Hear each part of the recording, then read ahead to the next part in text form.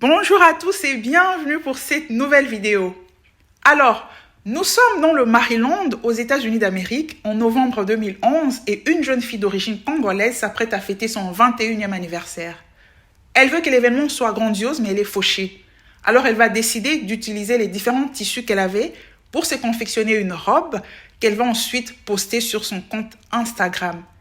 Et aussitôt, elle sera submergée par différents messages venant d'amis et même d'inconnus, demandant exactement la même robe tellement elle était jolie. Cet événement va signer le début de la marque Hanifa qui sera créée une année plus tard en 2012. Une marque qui va partir de rien du tout dans un simple studio pour s'imposer sur une dizaine d'années comme un empire de mode de luxe à plusieurs millions de dollars américains, habillant des dizaines de célébrités mondiales comme Michelle Obama, Beyoncé, Ashley Graham, Cardi B, Sarah Parker, Ciara, Kelly Rowland, Kylie Jenner, Gabrielle Union, Zendaya ou encore Megan Thee Stallion pour ne citer que celle-là. Alors, en passant, si vous voulez savoir laquelle de ces magnifiques robes portées par ces différentes stars a absolument séduit mon cœur et que j'ai commandé, alors restez jusqu'à la fin de la vidéo. Pour revenir à la marque Hanifa, son ascension fulgurante va connaître son apogée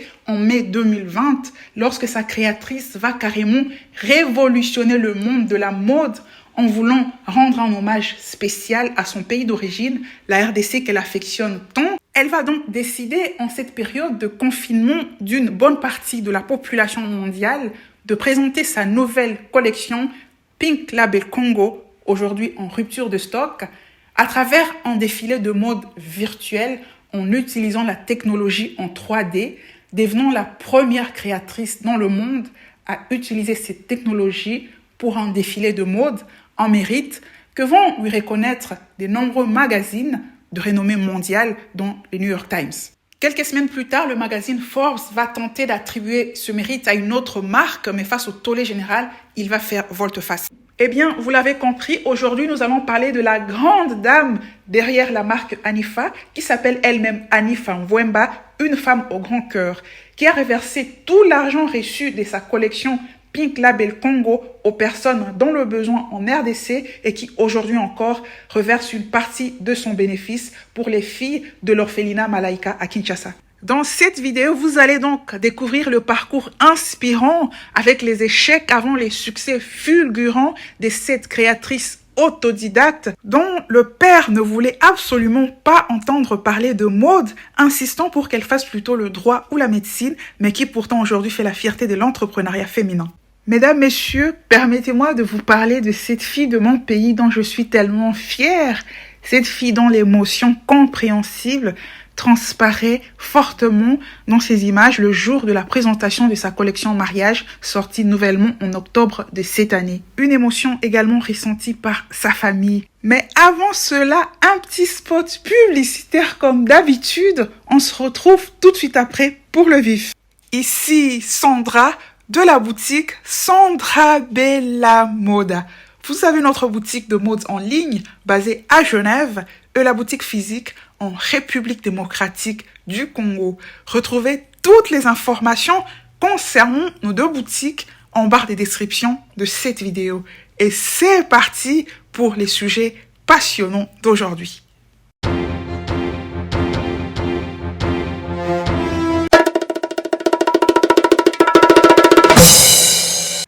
Et voilà, sans plus tarder, nous allons commencer avec le tout premier point de ces sujets passionnants, à savoir la biographie d'Hanifa Mvwemba avec la création de sa marque. Et donc, Hanifa Mvwemba est née le 16 novembre 1990 à Nairobi, au Kenya, où ses parents étaient en train d'attendre le voyage vers les États-Unis car ils avaient décidé de quitter le Zaïre de Mobutu à l'époque pour aller chercher une vie meilleure aux États-Unis d'Amérique. Aux États-Unis, la famille va donc s'installer à Maryland et en 2005, alors qu'Hanifa était âgée de 15 ans, elle était à l'école secondaire, une épouvantable tragédie va s'abattre sur cette famille car le frère aîné d'Hanifa, âgé lui de 17 ans à l'époque, sera assassiné, poignardé par un autre jeune garçon un peu plus jeune que lui, un événement qui va profondément marquer la famille comme on l'imagine, qui va aller passer un moment à Dubaï invitée par une famille amie afin de se remettre de cette tragédie avant de retourner un peu plus tard aux États-Unis.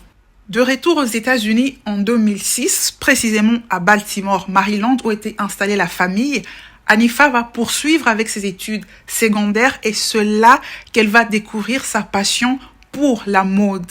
Elle va en effet avoir un cours sur la création de mode et de retour à la maison, elle va expliquer à ses parents que c'est ce qu'elle voulait faire de sa vie, devenir une créatrice de mode. Alors ses parents vont y opposer un refus catégorique. Comme beaucoup de parents congolais d'ailleurs, son père va estimer qu'elle devrait suivre une filière dans un secteur reconnu par la société comme la médecine ou le droit. Le père va expliquer à sa fille par ailleurs que comme femme noire, elle n'avait pas vraiment de chance de s'en sortir dans un secteur aussi fermé que la mode aux États-Unis d'Amérique. Comme une sorte de compromis, donc en 2009, à la fin de ses études secondaires, Hanifa va rejoindre la Morgan State University, située à Baltimore, pour y étudier le business et l'administration, une filière qui est censée poser un accent particulier sur les secteurs de la mode. En parallèle, elle va travailler à temps partiel dans les secteurs de la vente pour se faire un peu d'argent comme étudiante. Seulement l'année suivante, en 2010, Hanifa va décider d'abandonner ses études universitaires car elle s'ennuyait du fait que la filière qu'elle suivait ne se concentrait pas sur la création de la mode. Elle va donc décider de se concentrer à travailler dans le secteur de la vente afin de mettre un peu d'argent de côté. Et c'est donc au moment où elle travaille comme vendeuse qu'arrive son anniversaire, son 21e anniversaire en 2011, dont je parlais à l'introduction. Et elle va décider, comme elle n'avait pas suffisamment d'argent, plutôt que d'acheter une robe, elle va confectionner sa propre robe qu'elle va poster sur Instagram et ainsi elle va obtenir ses premières clientes par le fait d'avoir posté cette robe-là sur Instagram. C'est ainsi que l'année suivante, en 2012, elle va ouvrir la marque Hanifa. À noter que le nom de sa marque Hanifa porte un H, contrairement à son prénom qui est sans H. Voilà. Pour ce qui est de la signification de Hanifa avec H, c'est un mot arabe qui signifie vrai croyant. Et Hanifa, justement, est chrétienne, très croyante, issue d'une famille chrétienne, très croyante. Pour ce qui est du financement, afin de lancer sa marque, Hanifa n'aura pas de financement extérieur. Elle va donc utiliser ses économies ainsi que l'argent qu'elle va recevoir en retour de taxes. Ça, c'est un système très fréquent aux États-Unis et au Canada où les contribuables reçoivent l'excès de la taxe qu'ils ont payée. Elle va donc utiliser cet argent, c'est-à-dire l'argent reçu en retour de taxes, ainsi que ses économies qui n'étaient pas énormes pour lancer sa marque. Dès le départ, Hanifa ne va pas se sentir intégrée au sein de cette industrie de la mode aux États-Unis. Il faut noter que c'est une autodidacte. Hanifa n'a pas suivi des cours de couture. Elle s'est auto-formée, comme elle le dit elle-même, avec des livres, avec des vidéos YouTube, ce qui démontre à quel point, en fait, elle est talentueuse. C'est une autodidacte qui a franchi le sommet par elle-même. Et donc, elle explique que lorsqu'elle a senti qu'elle était considérée comme une outsider, comme elle le dit, une étrangère à cette industrie, elle a décidé de faire les choses à sa manière. Et c'est le conseil d'ailleurs qu'Hanifa donne à toute personne qui se sentirait rejetée par un groupe quelconque, c'est de ne pas s'apitoyer sur son sort, c'est de faire les choses à sa manière, d'être proactif et il y aura toujours d'autres personnes qui vont vous soutenir. À ce sujet, d'ailleurs, Hanifa est très reconnaissante à ses clientes, à sa communauté, qui sont des personnes qui l'ont soutenue dès les débuts, au moment où elle était rejetée par l'industrie de la mode. Ces grandes dames afro-américaines qui ont commencé à acheter ses articles, et elle explique que c'est seulement après que sa marque se soit déjà posée que l'industrie de la mode s'est ouverte à elle et a commencé à lui ouvrir les portes face à son talent qui était indéniable. La vérité, c'est qu'elle n'avait pas besoin de cette industrie. Elle s'est faite seule. C'est ainsi qu'en 2019, Hanifa va bénéficier du premier programme de mentorat de l'industrie de la mode Elle va bénéficier d'un programme créé par le magazine de la mode américain Teen Vogue. Et donc, ce programme va intervenir 7 ans après qu'elle ait déjà créé sa marque. Du fait de cette expérience, Hanifa va adopter une philosophie particulière pour sa marque qui consiste, à s'écarter des standards de l'industrie de la mode qui ne sont pas toujours les meilleurs selon elle, notamment par rapport à la forme des différents mannequins qui sont utilisés, qui représentent un corps, un certain type de corps qui n'est pas le corps généralement des femmes africaine, des femmes noires, qui est un corps aux formes généreuses. Voilà pourquoi les mannequins qu'elle utilise sont des mannequins qui ont des formes généreuses, comme ça a été le cas avec sa collection phare Pink Label Congo. Voilà pourquoi durant ces défilés de mode, il y a des mannequins avec toutes sortes de corps.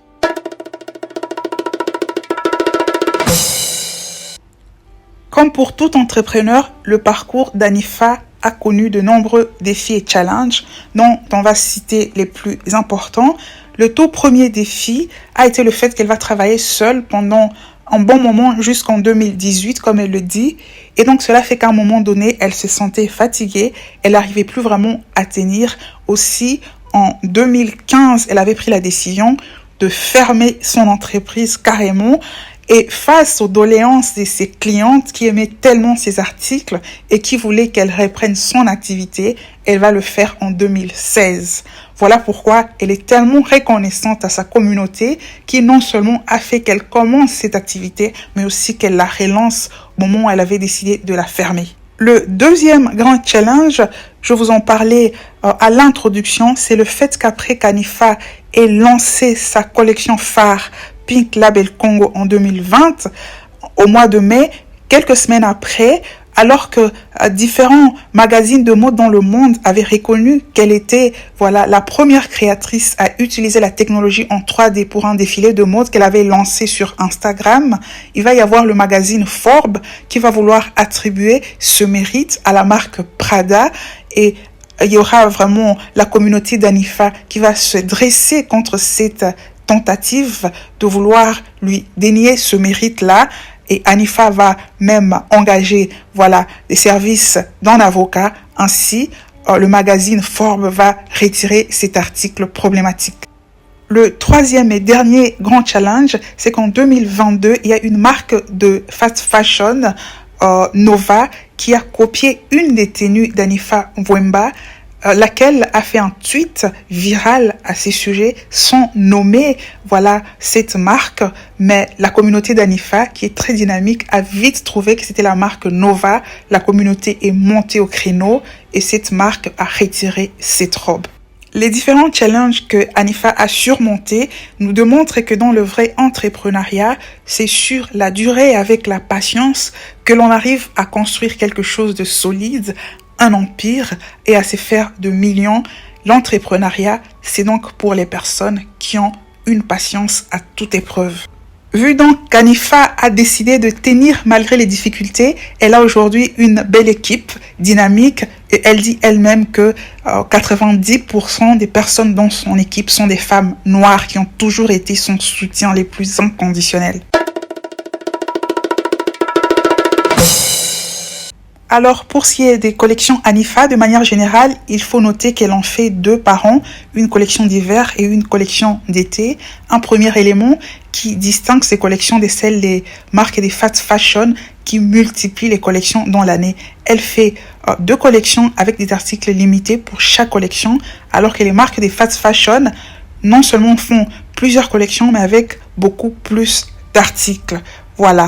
Un deuxième élément qui différencie ces collections des marques et des fast fashion, c'est la qualité. Comme Hanifa le dit elle-même, elle veut que les gens achètent ces articles non pas pour lui faire plaisir à elle, mais parce qu'ils sont convaincus de la qualité, non seulement des articles, mais aussi du service client. Et les différents témoignages, notamment sur YouTube, des personnes qui ont acheté, qui sont en anglais, témoignent de ce que la qualité est excellente. Par ailleurs, il y a un bon rapport qualité-prix parce que, au fait, il y a des articles pour tous les prix chez Hanifa. Je vais donc vous inviter à jeter un coup d'œil sur son site internet. Voilà, il y a des articles des collections 2022 et 2023. Les collections précédentes sont épuisées. Ces articles partent très vite. Hein. Voilà, donc il y a des articles magnifiques, tout aussi magnifiques les uns que les autres. Je vous invite à aller jeter un coup d'œil sur son site internet.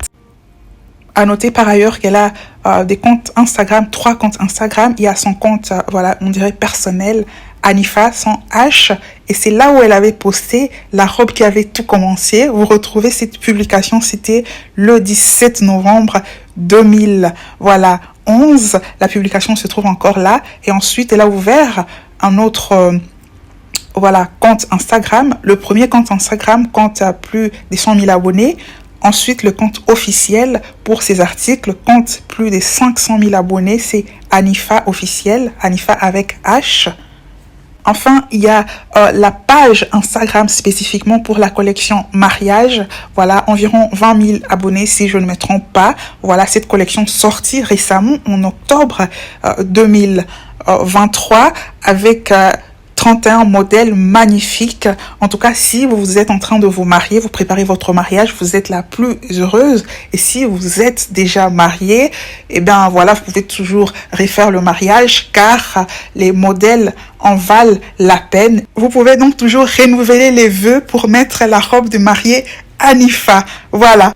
Et d'ailleurs, même les New York Times parlent déjà de cette collection mariage. Anifa, c'est une dame bénie, voilà. Elle est bénie parce qu'elle a un bon fond. À l'écouter, vous sentez sa bienveillance. C'est une femme qui élève les autres. Vous sentez sa bonté, vous sentez son humilité, vous sentez que c'est une personne vraie, vous sentez son honnêteté.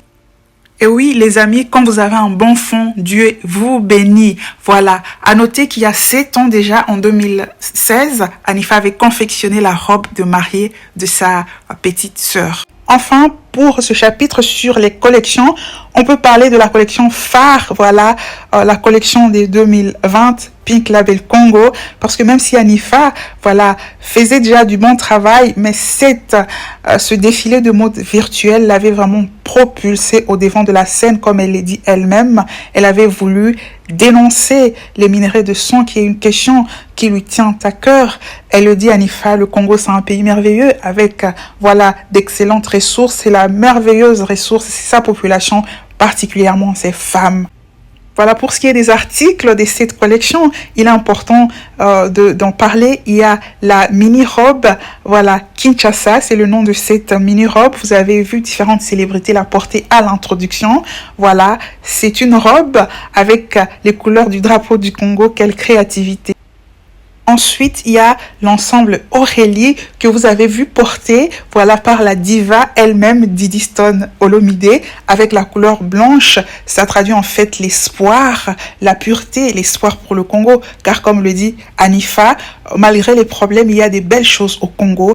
Et pour ma part, à titre personnel, des personnalités comme le docteur Denis Mukwege, prix Nobel de la paix, sont parmi celles qui traduisent l'espoir qu'il y a pour ce pays.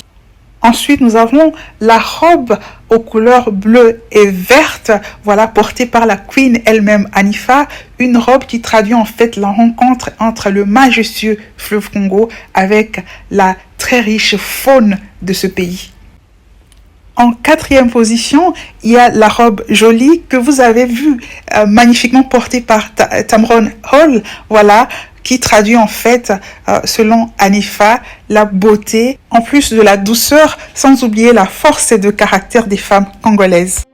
À ce sujet d'ailleurs, Anifa explique que son inspiration, c'est sa mère. Elle a toujours vu, vraiment courageuse, mais aussi toujours bien apprêtée, et elle a toujours entendu sa mère lui raconter les merveilleuses choses à l'époque où elle était au Congo sur les femmes congolaises. Je rappelle que l'argent sorti de cette collection a été versé aux personnes dans le besoin au Congo, ce qui explique encore une fois lorsque je dis que c'est une femme qui a un bon fond, une femme au grand cœur, alors même que la plus grande partie de sa clientèle ne se trouve pas au Congo. Anifa a été faite par les femmes afro-américaines aux États-Unis d'Amérique.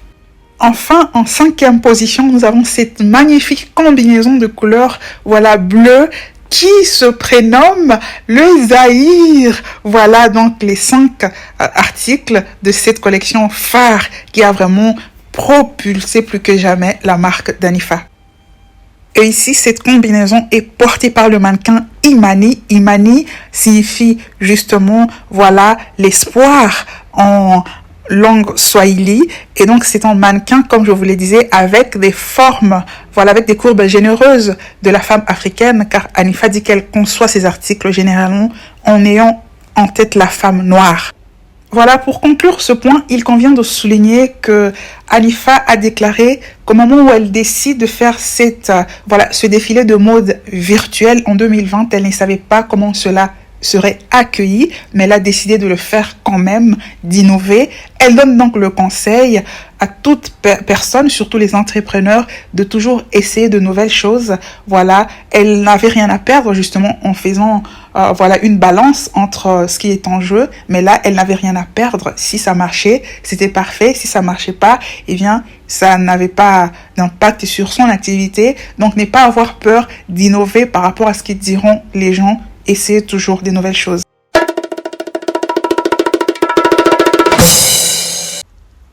Et voilà, comme on dit, à tout seigneur, tout honneur, le travail acharné d'Anifa lui a ramené des prix et distinctions, des prix très prestigieux.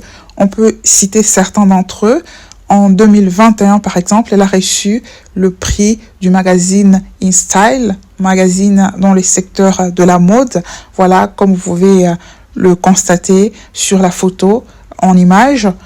Ensuite, plus récemment, elle a reçu le prix de l'Association des designers américains.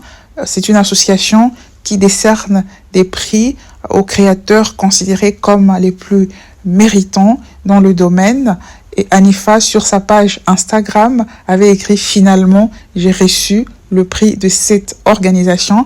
C'était en fait une manière de dire que l'industrie de la mode ne lui avait pas ouvert les portes à ses débuts quand elle cherchait encore sa voix. Mais finalement, le travail est tellement bien fait qu'il met tout le monde d'accord. C'est une organisation qui a une page sur Instagram avec plus d'1,5 million abonnés. Une information importante, voilà, c'est que Anifa a récemment créé une initiative appelée Anifa's Dream qui a pour but de soutenir les femmes entrepreneurs, c'est-à-dire des créatrices dans le domaine de la mode qui travaillent avec passion et impact.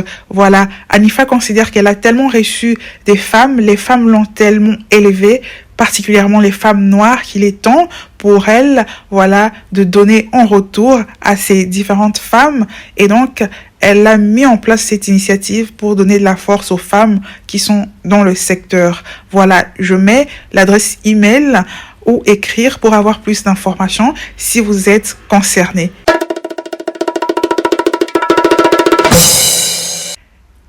Et voilà, nous sommes arrivés au moment très attendu, le choix de ma robe. Quel a été mon choix?